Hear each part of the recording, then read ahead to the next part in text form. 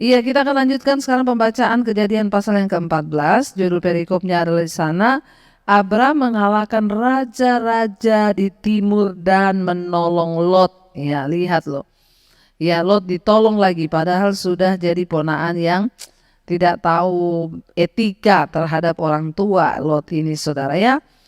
Ayat pasal 14 ayat yang pertama. Pada zaman Amrafel, Raja Sinear, Aryok, Raja Elasar, Kedorlaomer, ya Raja Elam, dan Tideal, Raja Goyim, terjadilah bahwa raja-raja ini berperang melawan Bera, Raja Sodom, Birsya, Raja Gomora, Shinab, Raja Atma, Shemeber, ya Raja Seboim, dan Raja negeri Bela, yakni negeri Zoar.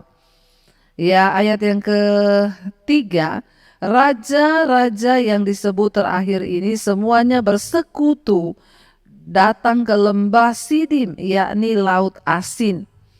Ya, jadi saudara, di Laut Asin itu ya dekat dengan Sodom. Ayat 4, 12 tahun lamanya mereka takluk kepada Kedorlaomer. Tetapi dalam tahun yang ke-13 ya mereka memberontak, saudara ya. Mereka memberontak, di sana dikatakan.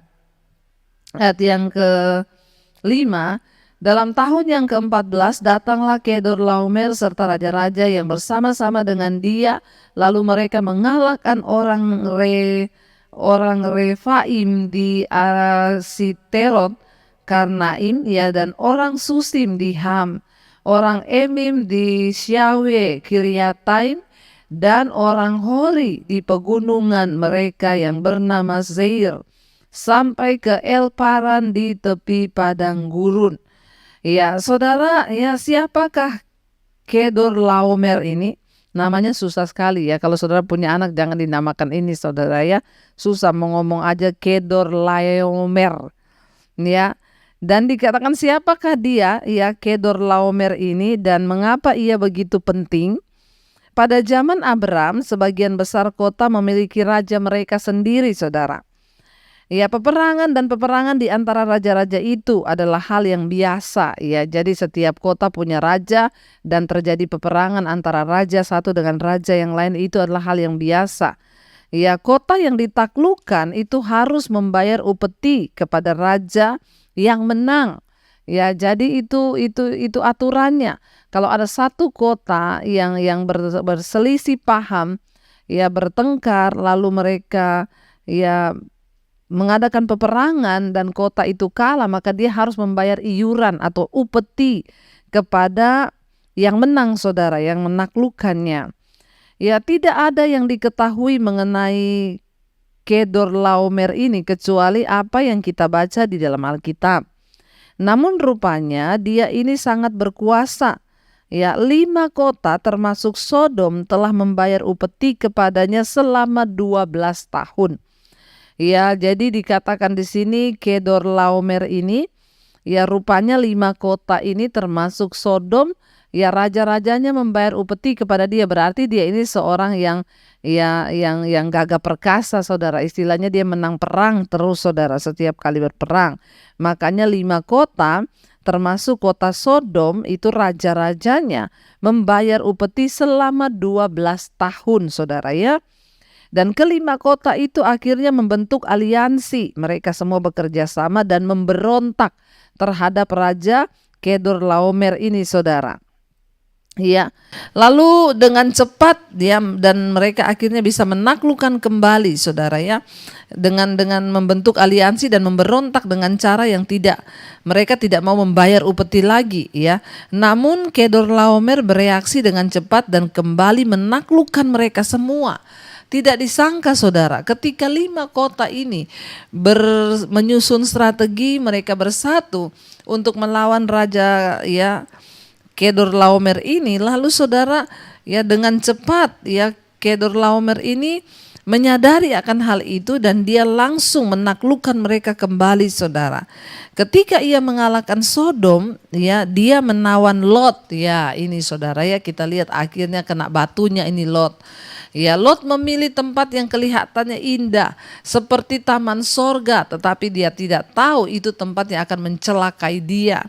Ya, dia berkemah dia memilih tempat dekat Sodom, dekat kota yang berdosa itu.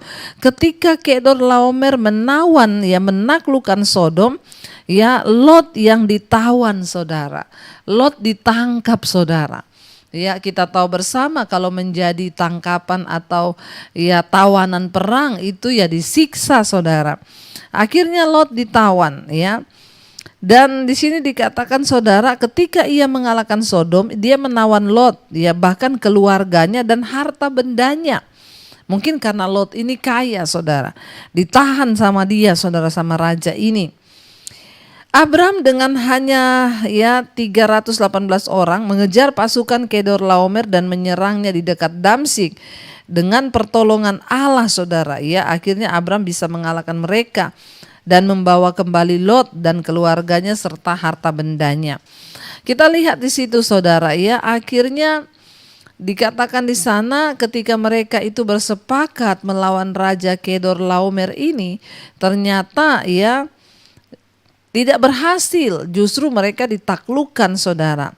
Ya, ayat yang ke-7, sesudah itu bangkitlah mereka dan sampai ke En Mispat, yakni Kades, dan mengalahkan seluruh daerah orang Amalek dan juga orang Amori dan diam di Haseson Tamar.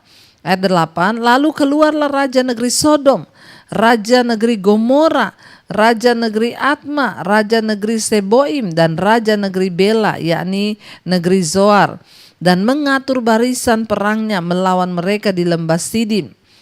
Ayat 9, melawan Kedorlaomer, raja Elam, Tideal, raja Goyim, Amrafel, dan ya raja Sinear, dan Ariok, raja Elasar.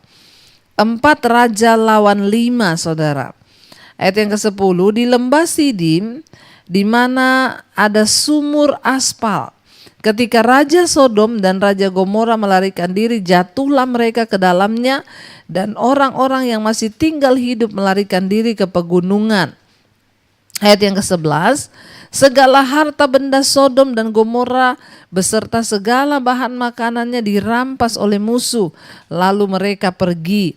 Juga Lot, anak saudara Abram, beserta harta benda dibawa musuh, saudara, ya. Lalu mereka pergi sebab Lot itu diam di Sodom. Ya, tempat yang dipilih Lot ternyata tempat malapetaka baginya, saudara. Ayat 13 di sana dikatakan, kemudian datanglah seorang pelarian dan menceritakan hal ini kepada Abram. Ya, kita lihat, saudara.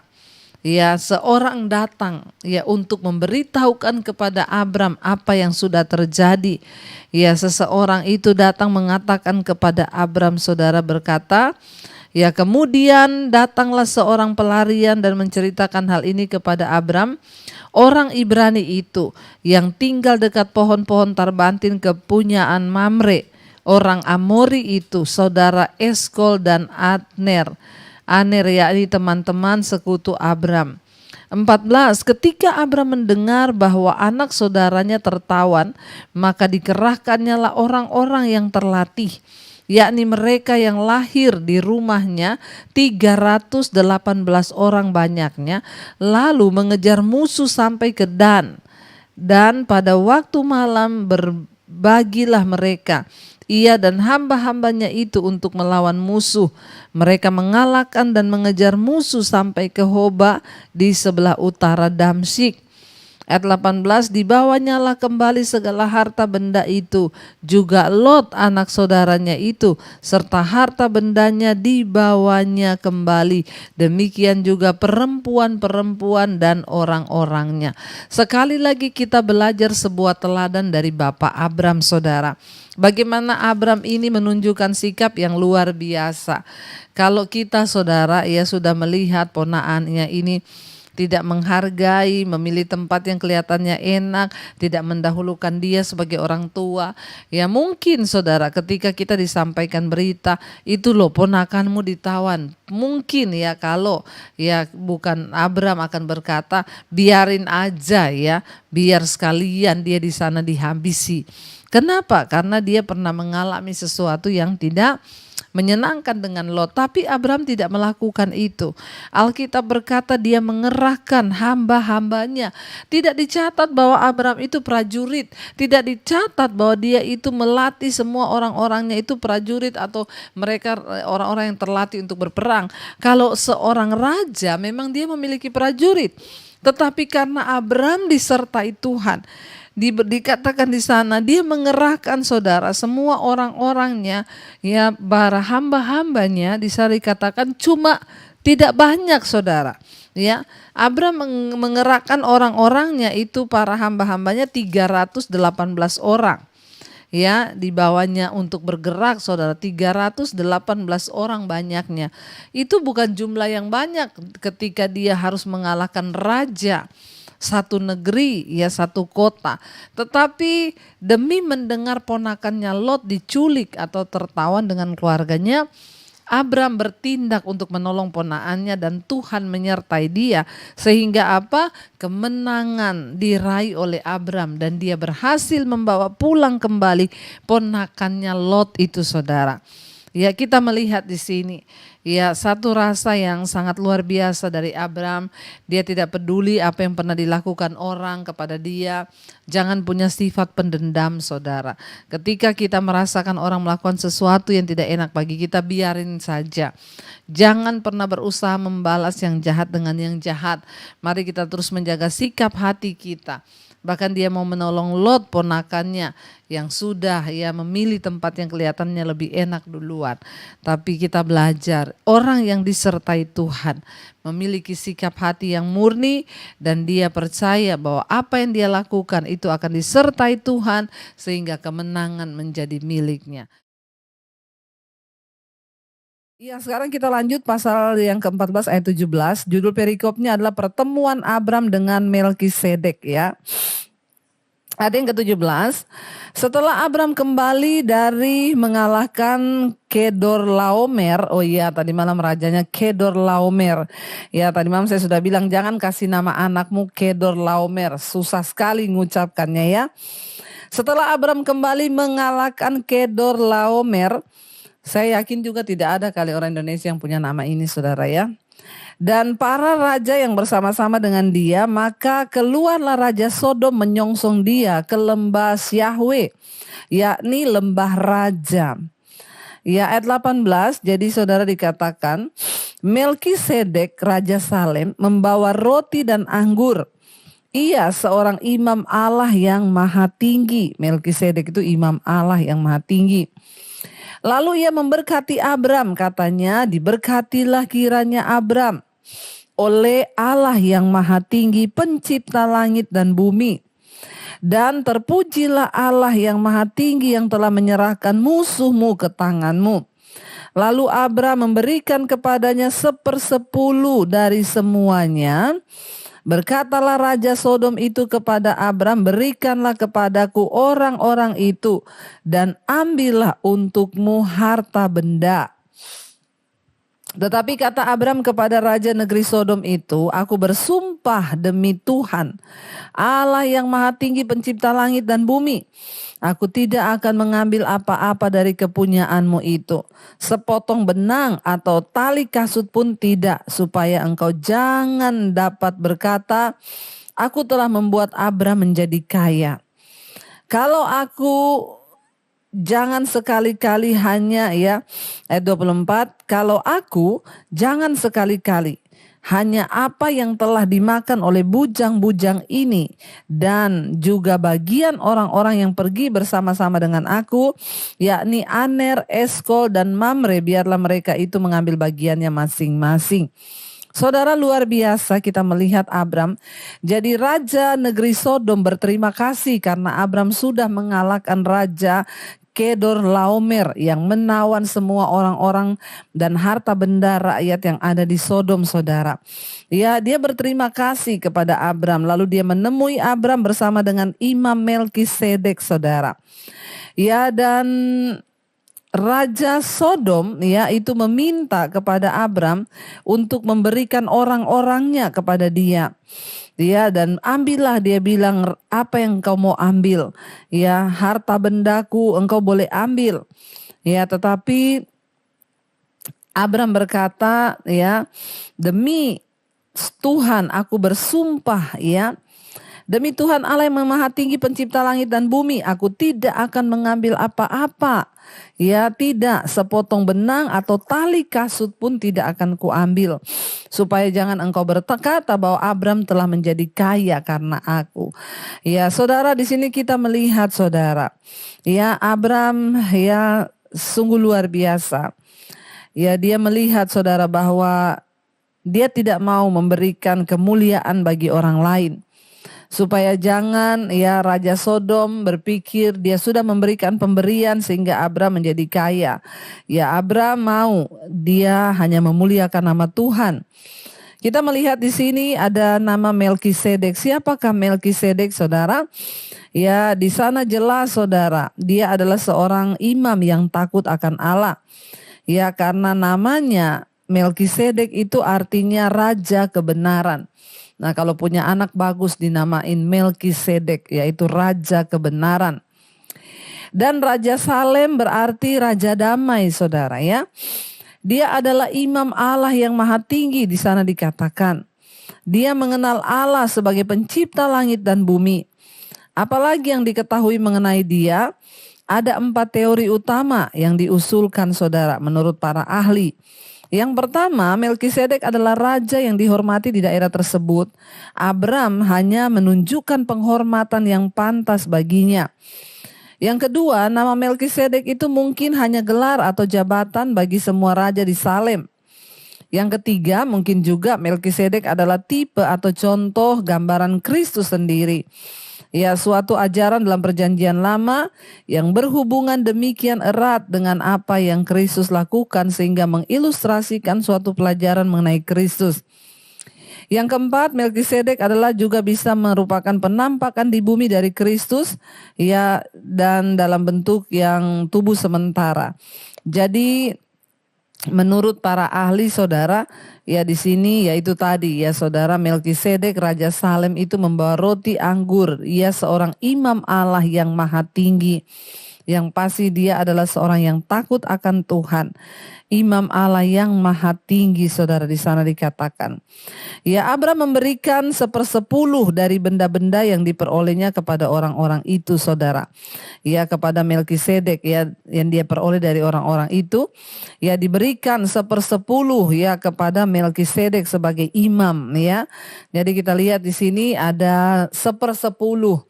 Ya, makanya dalam perjanjian lama itu ada persembahan 1/10. Ada yang bertanya kepada saya gini, Bu, apakah memberikan perpuluhan itu masih wajib di zaman perjanjian baru ini, Bu?